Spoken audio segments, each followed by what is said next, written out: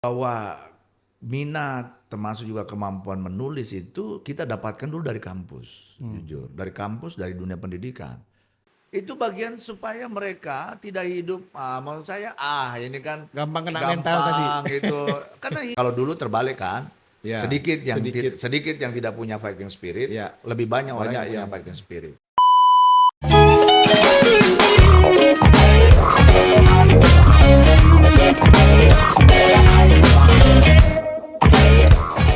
Assalamualaikum warahmatullahi wabarakatuh. Selamat pagi, Waalaikumsalam warahmatullahi wabarakatuh. siang, sore atau malam seluruhnya yang menyaksikan podcast Fakultas Hukum Universitas Borneo Tarakan. Alhamdulillah hari ini di sebelah kiri saya sudah hadir satu sosok sebagaimana podcast-podcast kita sebelumnya. Salah satu yang kita angkat di podcast Fakultas Hukum ini adalah bagaimana sosok inspirasi. Sebelumnya sudah ada beberapa sosok inspirasi. Nah, alhamdulillah ini sebenarnya sudah kita minta jauh-jauh hari pada saat pertama kali atau setelah launching buku beliau 1000 Jalan Pengabdian. Alhamdulillah hari ini di tengah kesibukan beliau baru menyempatkan dan bisa datang di ruang podcast Fakultas Hukum. Kita sapa dulu bersama-sama. Assalamualaikum Pak Dokter. Waalaikumsalam, Prof. Ya, baik. Saya biasanya manggil beliau ini sebenarnya Bang. Dan aku biasanya panggil Dinda ya. Dinda ya. Tapi karena beliau juga memang ya kita lebih mengenal atau masyarakat Kota Tarakan khususnya Kaltara pada umumnya itu lebih mengenal beliau Pak Dokter gitu. Ya. Ya. Sehat? Sehat, alhamdulillah. Alhamdulillah sehat. Gimana kegiatan akhir-akhir ini Purna sebagai wali kota Tarakan? Ya. Ya. Memang itulah kita sejak tahun lalu deh rasanya mau podcast ini. Ya, betul. Tapi ya karena tugas-tugas negara yang begitu padat luar biasa. Dan saya pikir pasca saya tidak menjabat wali kota ini agak kurang, tapi ternyata cukup masih padat juga. Sehingga hari ini pun kita cari-cari waktu untuk bersama-sama hadir di podcast ini. Terima kasih nih Prof. Saya merasa tersanjung diundang di podcast Fakultas Hukum yang menurut saya kan sebuah, apalagi podcast ini berada di universitas terbesar lah menurut saya di Kalimantan Utara ya paling tidak ya. Jadi dan harapan kita mudah-mudahan Universitas Borneo bisa menjadi universitas terkemuka juga di Indonesia. Itu cita-cita kita sejak dulu. Ya. Baik, saya mau ngobrol santai dulu nih karena podcast ini Pak Dokter ini kita santai saja bagaimana bisa menginspirasi. Tadi saya kira menarik, banyak orang yang mengatakan begitu Purna itu udah lebih banyak waktu senggang gitu. Ternyata Pak Dokter ini justru setelah Purna juga ternyata aktivitas masih luar biasa. Saya mau ke ini dulu lah, apa trik-trik stamina ini yang kelihatannya memang selalu aktif ini untuk bisa memberikan semangat untuk mahasiswa, kemudian mungkin juga yang nanti akan melihat podcast ini di channel YouTube-nya Fakultas Hukum. Gimana Pak Dokter? Ya, jadi sebenarnya kan hidup ini menurut saya yang paling penting itu kurangi stres. Bahwa memang hidup kita ini nggak mungkin lepas dari stres. Tetapi itulah sebenarnya orang yang menurut saya yang bisa mengatasi stres itu sekiranya orang-orang yang memang perlu trik, perlu cara, perlu pengalaman begitu. Dan itu yang saya pergunakan. Saya memang kalau kerja ya saya serius berpikir, tapi begitu saya istirahat harus istirahat begitu ya. Dan yang kedua menurut saya harus selalu berpikiran positif ya. Karena pikiran negatif itulah yang membuat kita lelah sebenarnya. Jadi pikiran positif ya, jangan suka curiga. Jangan kurangi marah-marah gitu ya. Itu tekanan naik. Yang kedua kurangi permusuhan gitu ya. Karena semakin banyak kita bermusuhan dengan orang, itu semakin hidup kita tidak nyaman menurut saya. Jadi kunci itu yang selalu saya pergunakan selama ini sehingga ya enjoy lah hidup ini menurut saya, dan itu yang membuat rasanya setiap hari hidup itu penuh vitalitas begitu. Jadi itu kuncinya karena jadi kita kerja, yang namanya kerja pasti ada stres. Tapi manajemen stres itu yang perlu dimiliki oleh setiap orang, karena menurut saya itulah bagian yang penting ya, memisahkan antara stres pekerjaan dengan kapan kita harus istirahat, kapan kita harus bersosialisasi dengan masyarakat. Saya kira itu bagian yang semua penting dalam kehidupan ini. Dan itu yang selalu, saya tidak punya, orang bilang, Pak Dokter mungkin makan vitamin, nggak pernah saya, nggak ada. Saya suplemen tuh nggak, sama sekali nggak pernah. Kecuali misalnya, kalau saya misalnya sebagai sariawan yang makan vitamin C, tapi itu nggak juga banyak. Tapi olahraga rutin ya, saya lihat sering bersepeda. Ya, gitu. Jadi kalau sebenarnya konsumsi makanan ini yang paling penting kan dari makan. Jadi makan itu ya, kalau pelajaran kita dulu di sekolah SD SMP itu yang 4 sehat 5 sempurna, ada karbonya tapi tidak terlalu banyak, ada sayur-sayuran tuh menambah vitamin dan mineral, ada buah-buahan, ada protein ya. Saya kira itu udah cukup sebenarnya. Ditambah mungkin berolahraga lah ya. Jadi olahraga rutin yang sesuaikan umur, bisa yang mungkin kalau usia-usia agak lanjut begitu udah 40-50 mungkin yang paling bagus ya sepeda, berenang begitu. Tapi saya sendiri pun karena udah hobi dari dulu maintenance, ya masih juga maintenance 3 kali seminggu kalau lagi tidak terlalu sibuk. Ya saya Senin, Rabu, Jumat itu pasti maintenance. Nah biasanya di selang Selasa, Kamis, Sabtu biasanya sepeda begitu kalau ada waktu. Dan saya kira memang itu harus dilakukan. Nah yang paling penting sih menurut saya memang menghindari stres itulah. Jadi itu yang kita, selama saya bekerja sebagai ASN, baik mulai dari dinas kesehatan menjadi asisten ya, terus jadi sekda, termasuk juga kemarin periode pertama 5 tahun jadi wali kota. Alhamdulillah kita bisa bekerja secara optimal begitu, dan ya alhamdulillah juga hampir saya tidak pernah berhubungan dengan dokter ya. Iya. Jadi jangan sampai meriksa diri sendiri. Ya, dan mudah-mudahan sih enggak ya. Jadi itu sebuah kesyukuran juga selama saya selama ini mudah-mudahan tidak pernah menyentuh yang namanya sampai rawat nginap di rumah sakit. Karena kan kalau saya flu biasa makan obat biasa aja. Dan nggak terlalu inilah, dan alhamdulillah selama itu masih seperti itu ya. Jadi itu yang kita lakukan selama ini, dan ya seperti tadi saya sampaikan, saya pikir saya setelah tidak menjabat ini sudah aktivitas mungkin akan lebih kurang, tapi ternyata kemarin 1 bulan penuh justru masjid-masjid minta saya untuk safari kultum sepanjang 1 bulan penuh itu saya keliling masjid di Tarakan. Itu permintaan dari masjid-masjid, bukan saya ya. Jadi itu tidak by design, mereka yang minta. Jadi mereka minta karena rata-rata masjid-masjid suka manggil saya ini karena banyak canda-candanya kalau ceramah. Satu banyak canda, yang kedua gratis. Nah, itu kan. Yang kedua gratis. Jadi uang kas masjid udah keluar gitu. Tapi ya memang saya juga menikmati itu sebagai bagian ya, pengabdian ya. Bagian pengabdian ya. Dan sesuai hadis Rasulullah kan baligu anni walau ayat. Ya sampaikanlah olehmu walaupun 1 ayat, dan itu juga membuat hidup ini juga menjadi semakin bervariasi begitu. Ya, saya kira tadi rekan-rekan sekalian memang ada yang menarik dari apa yang disampaikan Pak Dokter. Jadi kalau kita mau terhindar dari stres, ada 2 kunci tadi saya lihat. Selain olahraga dan seterusnya ya, kunci yang paling pokok adalah yang pertama tadi beliau sampaikan itu tidak boleh atau harus membuang prasangka gitu. Nah, itu jangan berprasangka buruk dan berpikiran positif. Wah, itu 2 hal yang saya kira menarik. Pak Dokter, saya mau kembali ke buku yang saya kira cukup menarik nih, 1000 Jalan Pengabdian.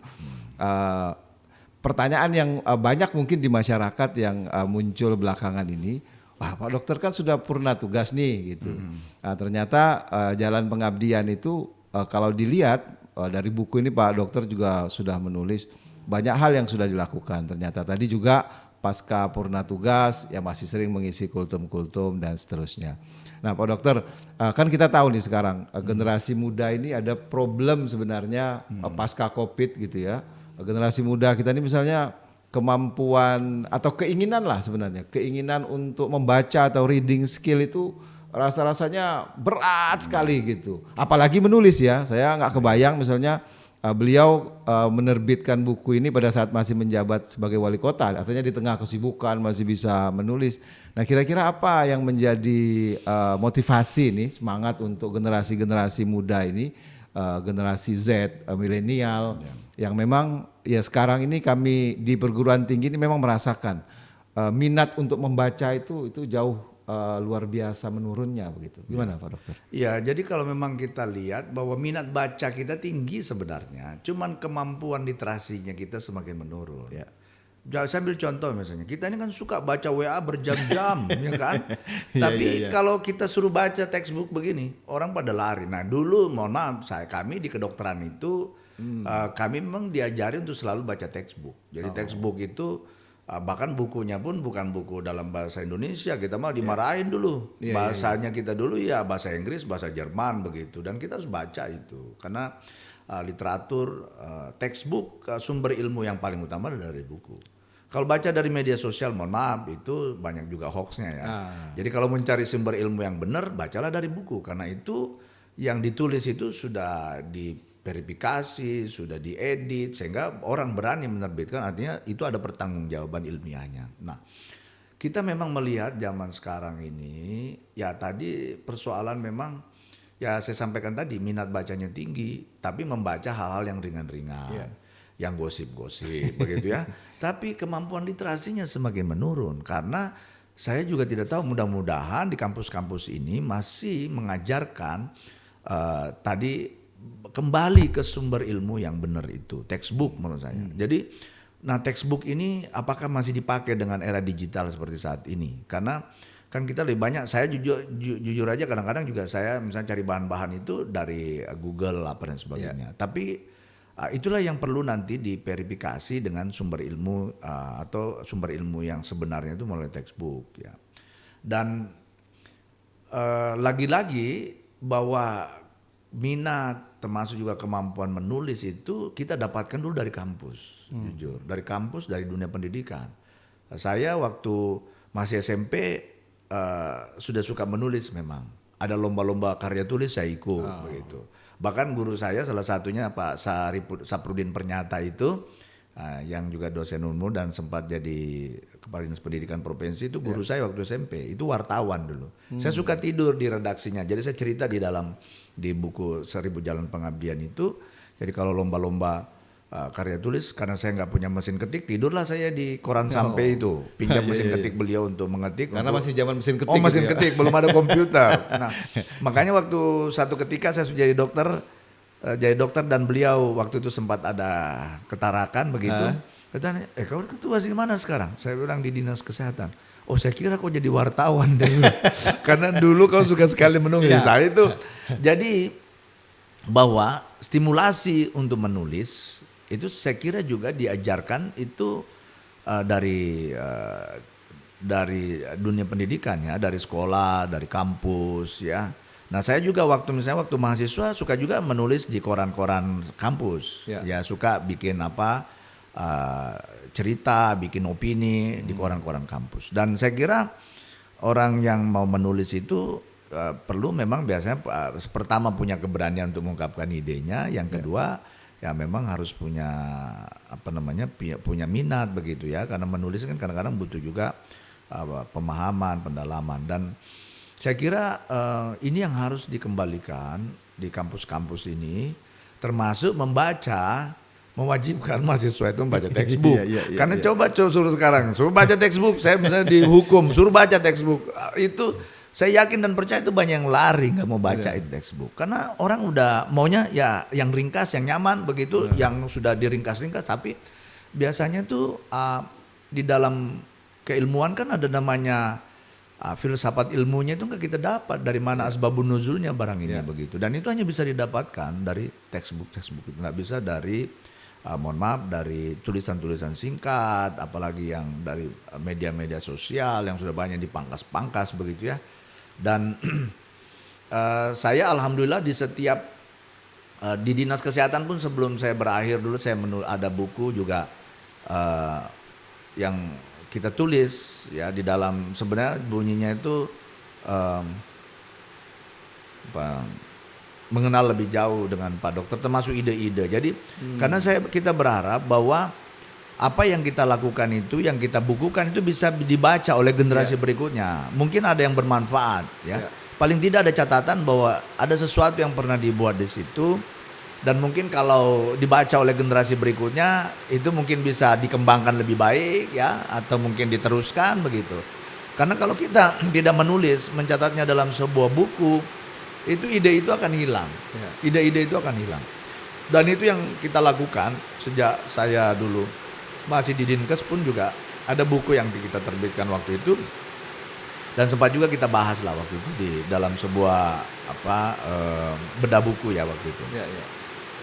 Nah itu saya kira bahwa menulis dan membaca ini itu juga perintah agama. Saya bilang selalu kalau sama teman-teman itu, ayat pertama atau surah pertama yang turun itu Iqra, baca. Ya, benar. Dan yang kedua itu menulis. Jadi memang membaca dan menulis ini juga perintah agama. Bukan mendengar. Kita nggak disuruh mendengar, disuruh membaca, menulis. Karena mendengar itu banyak salahnya kadang-kadang. Ya. Jadi makanya perintah agama pertama itu kepada Nabi Muhammad pun suruh membaca, Iqra, baca. Ya, Padahal itu juga malaikat pun udah tahu bahwa sebenarnya Nabi Muhammad itu ummi, orang yang tidak bisa membaca tulis, tapi disuruh baca, Iqra gitu. Jadi lalu itulah saya sampaikan selalu bahwa baca. Jadi membaca, lalu mungkin menuangkan ide-ide dalam bentuk tulisan, itu menjadi satu rangkaian yang menurut saya dua sisi mata uang yang tidak bisa dipisahkan. Kalau Anda masih mau ingin dikenang terus, ya tulislah ide-ide itu dalam buku. Betul. Karena hanya itu nanti yang bisa dibaca orang setelah kita tidak menjabat, atau setelah kita tidak ada di dunia ini, itulah yang akan dibaca orang, ide-ide itu. Dan mudah-mudahan itu bermanfaat sehingga itu bisa menjadi amal jariah seperti itu. Ya, berarti memang kalau kita lihat perkembangan digitalisasi saat ini, Pak Dokter, ini mau tidak mau sebenarnya cara-cara konvensional itu nggak boleh kita tinggalkan ya. Textbook, kemudian kemampuan menulis juga. Padahal sebenarnya kalau kita lihat sekarang, kalau dulu tadi diceritakan jalan pengabdian itu kan lebih sulit ya, karena harus dengan mesin ketik, ada bunyinya lagi ting terakhir gitu. Sekarang ini kan mahasiswa relatif lebih terbantukan, ya. Jadi lewat smartphone-nya dia sudah bisa ngetik gitu. Nah, dulu kita kalau mau bikin skripsi, itu kan pakai mesin ketik. Begitu sama dosen pembimbing salah udah langsung dicoretin semua, kan ketik ulang lagi semua tuh. Mulai dari awal. Kalau sekarang kan enak, tinggal edit di komputer, print ulang ya. Kalau dulu kan nggak bisa begitu. Tapi memang ya ini kan sebuah keniscayaan yang juga harus diikuti. Tetapi menurut saya esensi ataupun ruh dari keilmuan itu nggak boleh hilang gitu loh, ya. Seperti tadi kemampuan kita membaca, saya juga mohon maaf, tapi saya kalau sering pun diminta ceramah, saya juga tetap membaca buku-buku ya. Walaupun itu ada dari misalnya dari media dari digital ya. Kita harus konfirmasi lagi ke buku karena khawatirnya dipotong-potong gitu. Jadi memang harus kita himbau lah kepada seluruh ini, urusan di dunia kampus harus dibudayakan, tetap baca textbook itu tetap ada ya.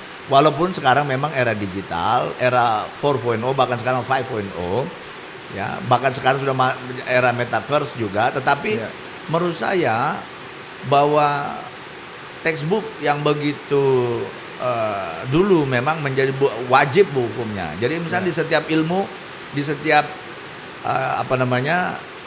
bidang itu ada textbook yang wajib dibaca oleh setiap mahasiswa.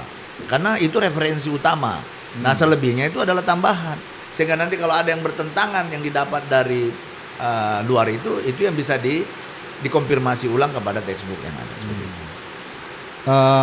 Satu hal lagi nih Pak Dokter yang juga sekarang banyak ya, sebenarnya bukan juga dikeluhkan, tapi ada ya semacam perubahan nilai lah di mahasiswa itu soal fighting spirit. Jadi semangat yang kalau dulu kan Pak Dokter juga sering cerita itu, kalau menulis misalnya skripsi katakanlah begitu, kalau di S1 itu kalau gak dicoret dosen datang lagi perbaiki. Nah sekarang ini sekali dicoret kadang-kadang 2-3 bulan gak datang dia, udah lemah. Jadi kalau anak-anak sekarang milenial bilang kena mental sudah gitu. Nah ini ada tips dan triks nggak ini biar Iya. nggak gampang kena mental nih anak-anak sekarang ini? Ya, jadi lagi-lagi menurut saya itu juga pendidikan waktu kecil dan dari orang tua. Fighting spirit itu didapatkan.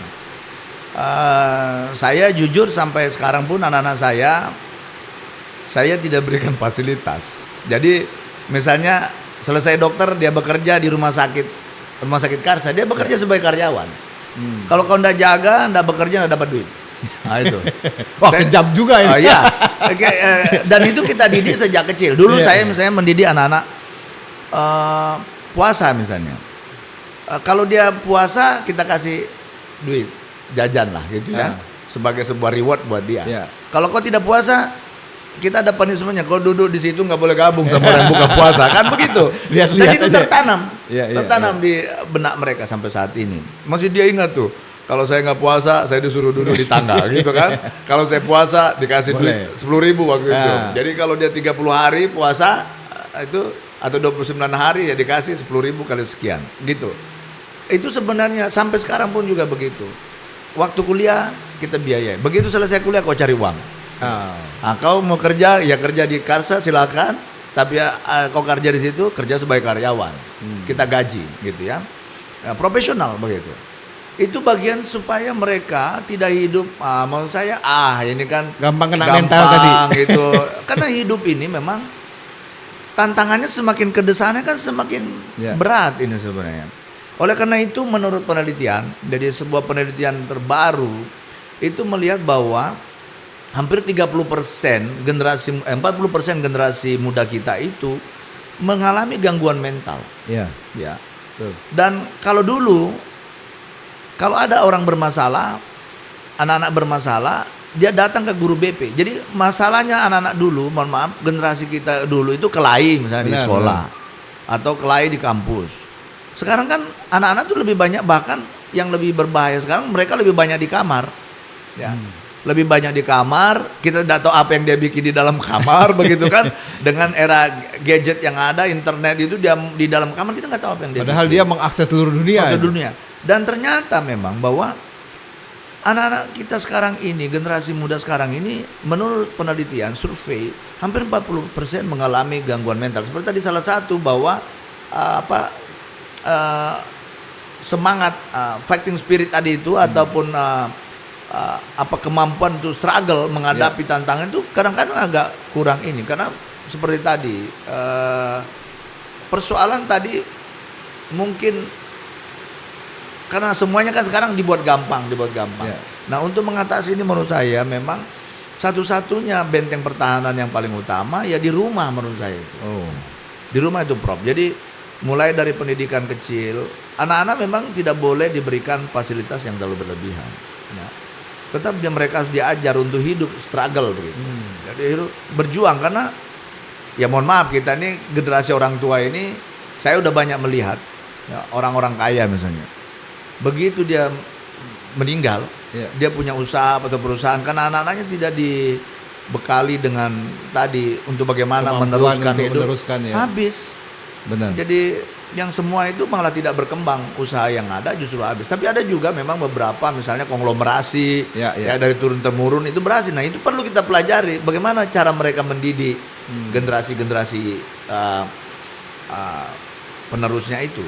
Dan ini memang ya saya bilang tadi bahwa hasil penelitian terakhir itu memang 40% generasi muda kita ini ya milenial dan generasi Z ini memang disinyalir itu mengalami gangguan mental. Dan yang sekarang ini memang bahwa problem utamanya itu gangguan mentalnya itu agak berbeda dengan yang dulu. Kalau dulu ya kelahi gitu-gitulah ya di sekolah. Sekarang kan hampir tidak terjadi. Mereka lebih banyak mungkin ya di dalam kamar. Bahkan saya pernah cerita juga, ada anak teman saya itu kalau dilihat kehidupan orang tuanya orang kaya ya. Dia kuliah di kampus cukup ternama ya kan. Lalu setelah itu tiba-tiba bunuh diri, terjun dari apartemen. Nggak tahu apa penyebabnya. Nah, kalau kita lihat misalnya tekanan ekonomi enggak, ya kan? Dia misalnya juga masalah pendidikan sekolah juga nggak ada masalah. Tapi kenapa dia memutuskan untuk mengakhiri hidupnya dengan bunuh diri dan terjun? Itu yang, ya itulah salah satu yang sekarang disinyalir bahwa banyak anak-anak kita sekarang ini, generasi muda kita ini mengalami gangguan mental, dan ini yang harus menjadi perhatian kita bersama, ya para orang tua, ya termasuk juga dunia pendidikan ini, ya. Karena memang kalau kita dulu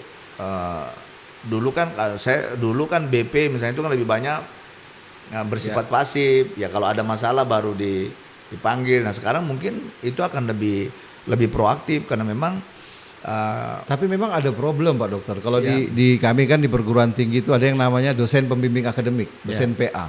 Itu kadang-kadang mahasiswa itu bahkan dipanggil sudah dengan dosen PA berulang-ulang. Jadi jangankan dia mau datang ya untuk berkonsultasi atau misalnya bercerita, dipanggil pun dia nggak mau datang gitu. Ya tadi benar, jadi persoalan jadi lebih tertutup, kemudian gampang hati itu terlalu rapuh. Karena memang ya tadi fighting spiritnya udah berbeda. Kalau kita dulu memang ya kalau dibaca di cerita di buku saya yang 1000 Jalan Pengabdian, bagaimana waktu mulai SMP pun kita udah susah, sekolah harus jalan kaki atau mungkin harus naik taksi. Orang tua kita memang karena bukan dari orang mampu begitu. Ya walaupun saya tahu juga teman-teman semua kan anak kita juga tidak seluruhnya orang tuanya juga mampu, tetapi apakah memang dunia ini apakah semakin memang sudah tidak begitu lagi pendidikannya begitu keras sehingga karena takut HAM dan lain-lain ya kan. Kalau sekolah bikin keras sedikit, nah ya takut dilaporkan sebagai HAM kan. Padahal itu sebenarnya bagian dari kalau kita dulu kan dipukul pakai penggaris yang sampai patah-patah pun tidak ada melapor ke orang tua, karena kalau kita lapor ke orang tua malah dipukul balik lagi gitu kan. Nah sekarang mungkin begitu lapor ke orang tuanya marah, datang ke sekolah, masih bagus datang sekolah, dia datang kantor polisi, laporkan bahwa ini penganiayaan. Jadi memang konteksnya berbeda, tetapi saya kira ini menjadi pekerjaan besar kita bersama, ya baik dunia pendidikan maupun juga pemerintah secara keseluruhan ini. Bagaimana sebenarnya, karena kalau kita lihat bahwa ternyata kan di tempat lain di perkembangan dunia modern, memang kalau kita lihat di Jepang itu masih persoalan disiplin masih sesuatu yang menurut saya masih dipegang teguh ya. Negara-negara maju yang lain bahkan di China pun kalau kita lihat itu juga luar biasa ya, persoalan disiplin ini masih begitu dipegang teguh, dan saya kira ini harus menjadi sebuah kajian khusus menurut saya, ya kajian dari dunia pendidikan termasuk juga dari pemerintah secara keseluruhan, bagaimana persoalan mental yang kuat ini tadi yang bisa kuat, mental fighting spirit ataupun struggle untuk hidup bertahan, survival life ini betul-betul bisa kita kembalikan lagi. Walaupun menurut saya mungkin tidak seluruhnya ya. Ada juga memang masih mahasiswa kita atau anak-anak kita yang masih punya itu. Tapi memang hampir kalau dulu terbalik kan, sedikit yang tidak punya fighting spirit, lebih banyak orang yang punya fighting spirit. Tapi kalau sekarang terbalik, ada sedikit yang punya fighting spirit, tapi lebih banyak yang tidak punya fighting spirit. Mungkin karena tadi fasilitas yang begitu semua sudah tersedia, apalagi kalau mungkin orang tua juga sudah agak sedikit mampu, lalu tidak memperhatikan dan tidak memberikan sesuatu bekal untuk kehidupan anak-anak berikutnya kan. Seperti saya ingat dulu ibu saya pun selalu mengingatkan saya nggak mewariskan harta, yang saya wariskan adalah ilmu. Oleh karena itu kalau sekolah kemana saja ibu akan dukung ya, karena saya tidak akan mewariskan harta begitu. Itu pun juga saya sampaikan sama anak-anak saya juga ya, kau sekolah karena harta yang paling berharga itu ya ilmu itu yang kau akan pakai sepanjang masa ya, selama kau masih hidup bermanfaat itu akan kau kembangkan. Kalau harta mungkin habis setahun 2 tahun, kalau kau tidak bisa pelihara itu akan habis. Tapi ilmu tidak akan habis, apalagi keterampilan yang kita berikan ya tidak akan habis. Oleh karena itu juga yang selalu saya tanamkan dengan anak-anak. Mumpung saya masih kuat, masih bisa cari uang kayak gitu ya, masih punya usaha. Kalau mau sekolah silakan sekolah, begitu. Jadi mungkin itu yang harus ditanamkan kepada anak-anak kita. Jangan dinabobokkan ya bahwa Ya seperti tadi lagu Kus Plus itu, ya ini Indonesia ini kolam susu gitu ya. Apa diam-diam aja udah ada datang sendiri lah tongkat gitu. pun bisa jadi tanaman. Itu nggak ada lagi cerita itu cerita berapa puluh tahun yang lalu. Sekarang kalau kau nggak kuat bertahan, nggak punya ilmu, persaingan semakin ketat. Oleh karena itu yang terus harus dimotivasi kayaknya kepada anak-anak kita, bahwa hidup ini semakin kesini bukan tambah mudah, tambah susah. Ya. Sehingga ya jangan melihat kondisi yang ada sekarang, ya karena saya kira, dan itu yang selalu saya pesankan kepada anak-anak saya juga, harus sekolah. Jadi jangan sampai tidak sekolah. Jadi karena saya diajarkan luar biasa kan saya bilang sekolah. Tidak ada warisan harta. Ya. Pak Dokter, maaf nih saya celah sedikit. Sepertinya kan kalau dari buku juga saya baca, memang salah satu yang menjadi motivasi terbesar untuk serius melanjutkan pendidikan itu salah satu memang ya kedua orang tua, tapi ibu memang sepertinya begitu berkesan di hati Pak Dokter. Nah, Pak Dokter sebagai inspirasi untuk kawan-kawan yang lain juga, mahasiswa bahkan nanti yang menyaksikan podcast ini, sejauh apa sih sebenarnya peran ibu itu yang kemudian bisa membuat Pak Dokter sampai pada titik ini?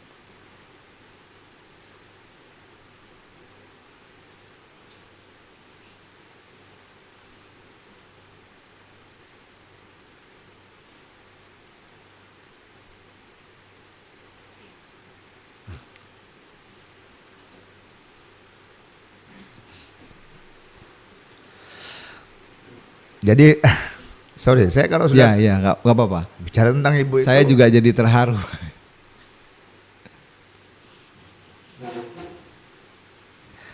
Karena saya memang sejak kecil ya hidupnya sama ibu ya. Sejak kecil bapak itu merantau, merantau ke Kalimantan, dan saya memang hidup bersama ibu waktu itu di Parepare ya. Dan setelah itu ibu ikut merantau ke Samarinda, dan saya pun ikut. Pada saat itu masih kecil, saya masih usia baru mau masuk kelas 1 SD. Sempat sekolah sebentar di Parepare, mungkin berapa bulan, terus ikut hijrah dengan ibu ke Samarinda. Nah, ibu saya kan berdagang lah, jadi disitulah saya melihat bahwa peran orang tua itu sangat luar biasa, terutama dari ibu. Karena saya lihat bahwa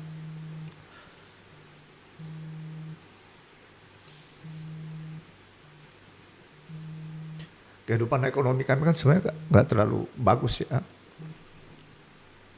Ibu tuh ya berdagang, berjualan dari hari ke hari dengan sebenarnya cukup untuk makan aja. Ya kami pun sebenarnya awal-awal tuh ngontrak. Tapi saya melihat semangat luar biasa dari ibu saya itu. Dia terus memotivasi saya untuk sekolah gitu. Sekolah. Bahkan beliau yang mendorong saya waktu itu masuk di Fakultas Kedokteran. Pada sendiri waktu itu saya agak ragu, karena saya lihat kan kemampuan orang tua kan sebenarnya tidak terlalu bagus ya. Saya juga kasihan lah begitu. Tapi ibu saya itu luar biasa menurut saya. Dia terus dorong saya.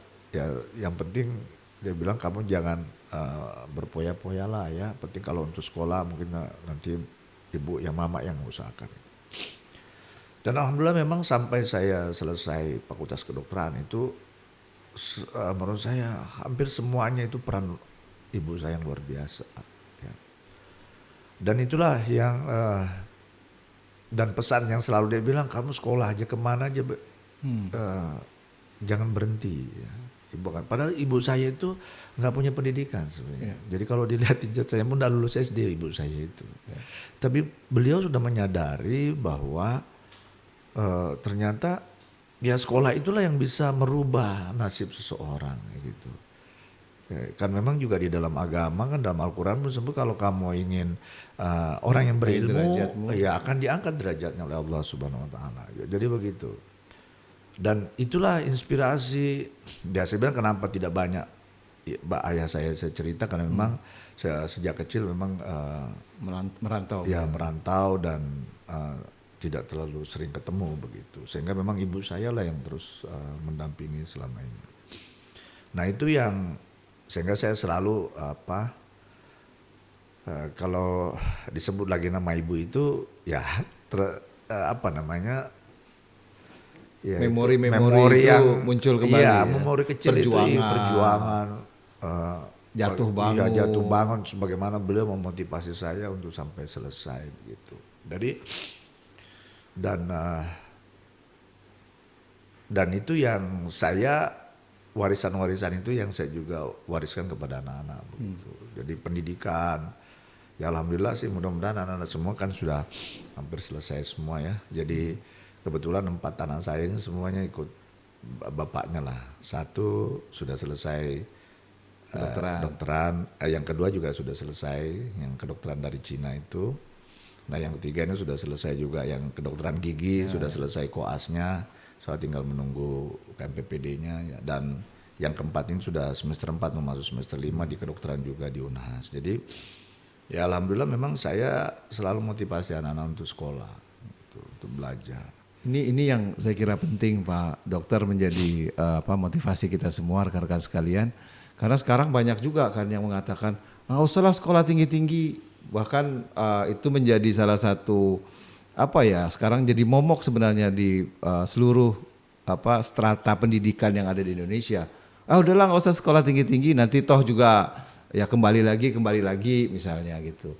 Nah dengan ini sebenarnya justru orang-orang tua kita dulu itu memiliki, dengan keterbatasan pendidikannya itu memiliki satu prinsip yang luar biasa, di mana ya anaknya kalau mau tidak mengikuti jejak di dalam ruang lingkup kemiskinan tadi, ya dia harus sekolah gitu, karena pendidikan itu salah satu pemutus mata rantai ya kemiskinan yang ada gitu. Nah ini bagaimana Pak Dokter melihat sekarang misalnya banyak gejala yang tadi saya katakan, udahlah nggak usah sekolah tinggi-tinggi. Padahal dulu misalnya ya di Kalimantan Utara ini kita mau studi itu harus nyari perguruan tinggi yang ada di Jawa, biayanya jauh lebih mahal. Sementara sekarang dengan segala macam kemudahan, termasuk adanya Universitas Borneo, fakultasnya juga semakin beragam. Sekarang juga kita sudah buka fakultas kedokteran. Nah ini kira-kira bagaimana nih Pak Dokter untuk memberi semangat itu? Iya, jadi saya melihat lagi-lagi faktor orang tua ya. Saya tidak menyalahkan sepenuhnya. Saya punya pengalaman lah. Saya mulai dari Sekda misalnya.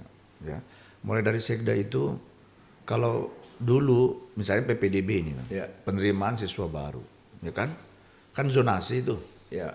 Nah, begitu dia tidak dapat di zonasi itu, ya, kan lalu misalnya sekolahnya agak jauh dari tempatnya. Itu yang datang komplain orang tuanya. Padahal saya bilang, Pak, Bu, kan sudah ada ininya. Kita siapkan juga misalnya kendaraan, ada bus begitu. Ya kan ada bus kita siapkan dan seperti itu. Bisa jawab, nanti anaknya kelamaan nunggu gini-gini. Jadi mendidik untuk tidak struggle itu kayaknya dimulai dari orang tua juga gitu loh. Padahal kita dulu kan enggak begitu. Mohon maaf, saya bilang dulu kita sekolah jalan kaki pun kan enggak ada masalah gitu loh.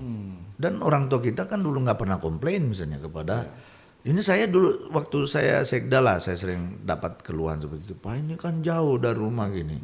Kalau padahal dalam hati saya, Tarakan sejauh apa sih gitu loh. Dan saya bilang, kalau baca di buku saya, dulu kami jalan kaki kalau ada bak mobil bak terbuka, kami stop ikut. Ya kan sampai di mana dia baru kita turun lagi begitu. Tetapi kan orang tua tidak pernah komplain, kenapa anak jauh sekolah begitu. Nah itu yang saya melihat bahwa ada faktor kita juga, faktor kita mendidik, tidak mengajar anak-anak bagaimana untuk hidup selama. Misalnya menunggu bus agak lama sedikit aja itu udah komplain begitu. Macam persoalan besar gitu. Persoalan besar begitu. Padahal kan sebenarnya ini juga fasilitas yang udah disiapkan oleh pemerintah, yang ya bahkan sebenarnya kalau dilihat dari esensinya kan ada tanggung jawab orang tua kan untuk bagaimana mendidik anak-anak ini. Ya, pemerintah memfasilitasi dan lain-lain. Tetapi itulah yang saya aku bilang bagaimana anak-anak kita ini mau hidup struggle ya. Kalau kita ajarkan ada tantangan sedikit aja udah orang tuanya yang komplain begitu. Jadi ini menurut saya perlu mudah-mudahan warisan-warisan kebaikan untuk bagaimana anak-anak kita ini supaya menjadi petarung lah di masa depan itu. Petarung punya semangat juang ya atau struggle spirit ataupun apa namanya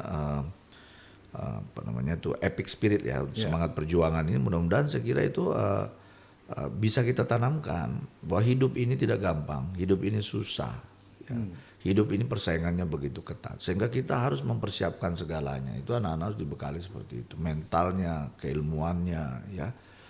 Dan yang lain-lain lah, jadi jangan dibuat di dalam situasi manja begitu ya sehingga itulah yang kita terjadi dan nah ini yang kita mengkhawatirkan. Yang kedua memang seperti tadi orang bilang ngapain masih sekolah tinggi-tinggi, ternyata mohon maaf nih ada yang menteri kan cuma pendidikannya kan begitu. Itu kan dijadikan contoh-contoh. Padahal sebenarnya juga nggak boleh juga hanya begitu. Berapa persen hanya berapa persen nasibnya. yang seperti itu kan nasib ya.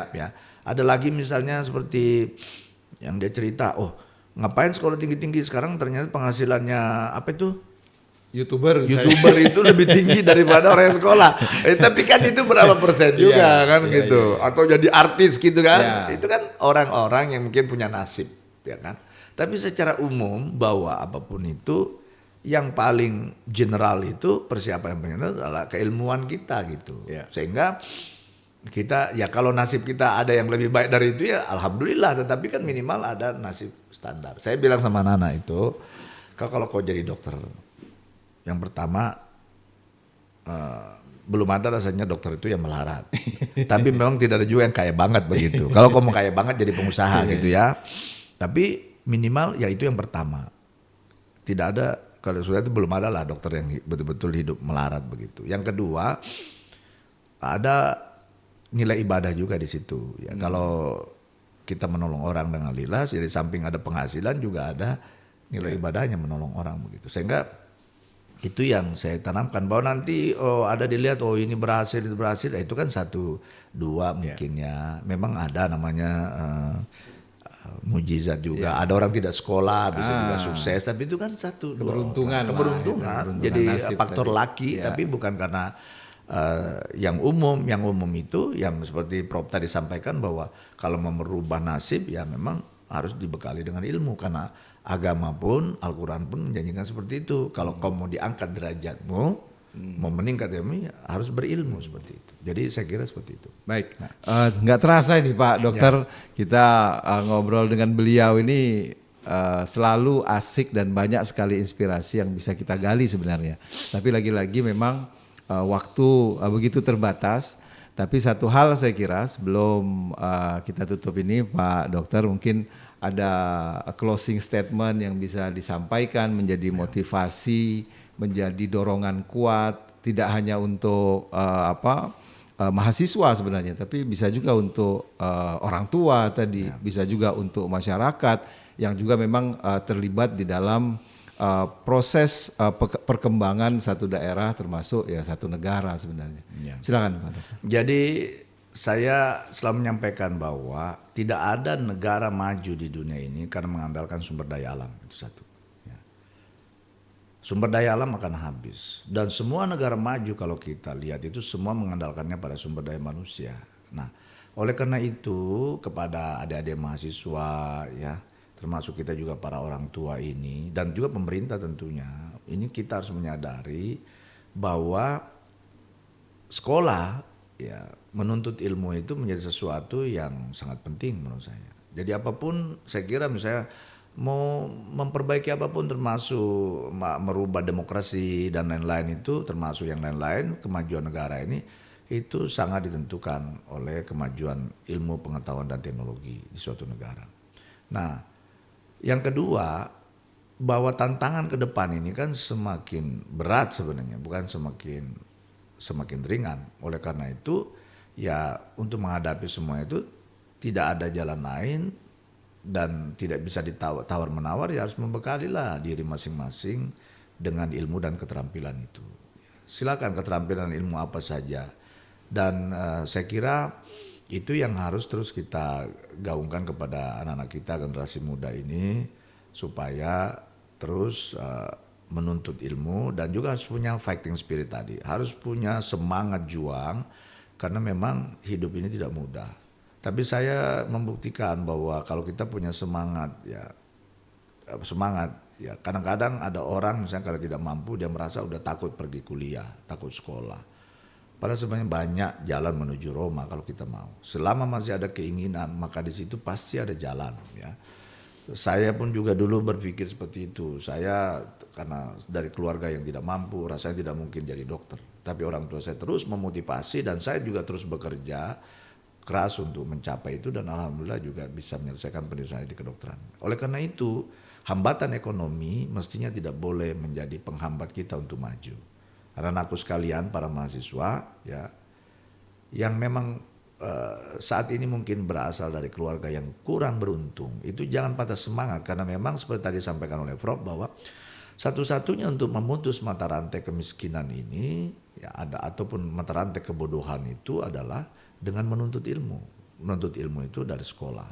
Jadi dari sekolah belajar sampai ya minimal sampai sarjana lah S1.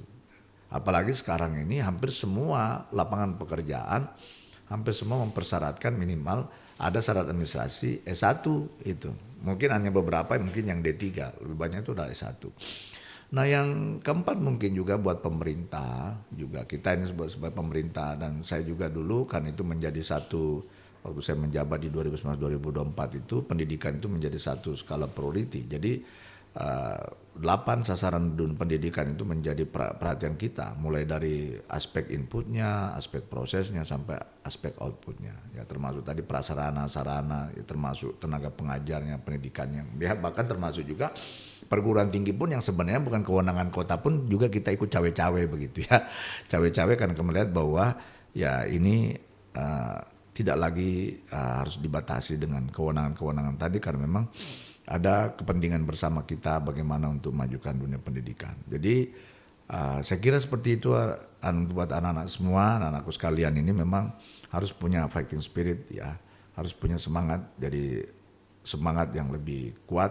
Jangan sampai seperti tadi bahwa persoalan ekonomi lalu menghambat maksud saya, lalu melemahkan semangat untuk tidak maju. Banyak orang yang sukses itu dari keluarga-keluarga yang tidak mampu. Jadi tapi karena punya semangat yang luar biasa, maka mereka bisa sukses di akhirnya. Ya. Itu mungkin. Dan yang terakhir tadi textbook mungkin di perguruan tinggi juga udah jangan sampai dilupakan lah ini ya, mewajibkan lagi kembali anak-anak kita, mahasiswa-mahasiswa kita ini untuk kembali ke jalan yang benar itu ya, kembali membaca textbook karena kita dulu juga begitulah kan waktu kuliah itu saya ingat betul itu hampir semua semua bidang ilmu misalnya anatomi ada textbooknya. Saya masih ingat tuh seperti kalau anatomi itu Spatelhaus itu bahasa Jerman, ada lagi beberapa buku-buku misalnya penyakit dalam sudah ada textbook masing-masing yang dipegang oleh masing-masing bagian atau departemen itu yang diwajibkan kepada mahasiswa. Nanti ada buku-buku tambahan yang lain. Itu saya kira itu juga perlu menjadi bagian untuk kembali meningkatkan kemampuannya, kemampuan baca ataupun kemampuan literasi daripada anak-anak kita semua. Karena memang ya seperti saya sampaikan di awal tadi, sekarang minat bacanya tinggi, tapi kemampuan membacanya menjadi rendah. Begitu. Baik, terima kasih Pak Dokter, luar biasa. Rekan-rekan sekalian, itu tadi bincang-bincang kita dengan salah satu sosok inspiratif ya sudah menulis buku 1000 Jalan Pengabdian, Dr. Hairul Mkes.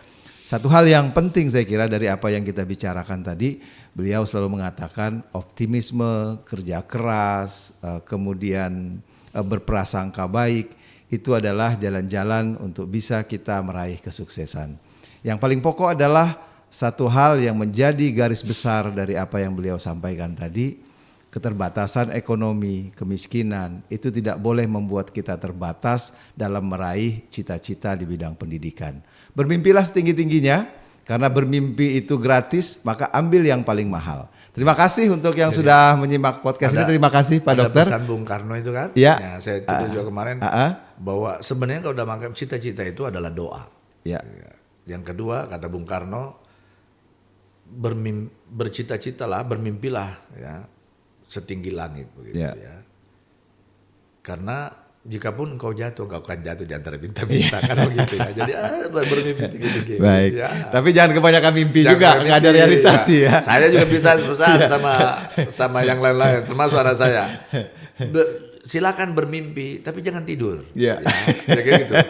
Kita boleh bermimpi tapi jangan tidur. Karena kan kita sering bermimpi sambil tidur, ya nggak bikin apa-apa, keluarnya iler begitu. Baik. Tapi bermimpi tapi jangan tidur. Artinya berupaya untuk mencapai mimpi itu. Ya itu yang paling penting. Baik. Oke, makasih sekali lagi Pak Dokter. Memang kalau kita mau gali nggak habis-habis ini. Terima kasih rekan-rekan sekalian. Mudah-mudahan nanti kita ketemu lagi di podcast Fakultas Hukum yang lain, bisa sosok inspirasi, bisa pembahasan materi-materi hukum secara khusus, karena memang podcast ini sifatnya lebih umum untuk memberikan pengetahuan, edukasi kepada seluruh komponen masyarakat, khususnya Sivitas Akademika dan khusus lagi Fakultas Hukum. Terima kasih. Assalamualaikum warahmatullahi wabarakatuh. Sampai jumpa.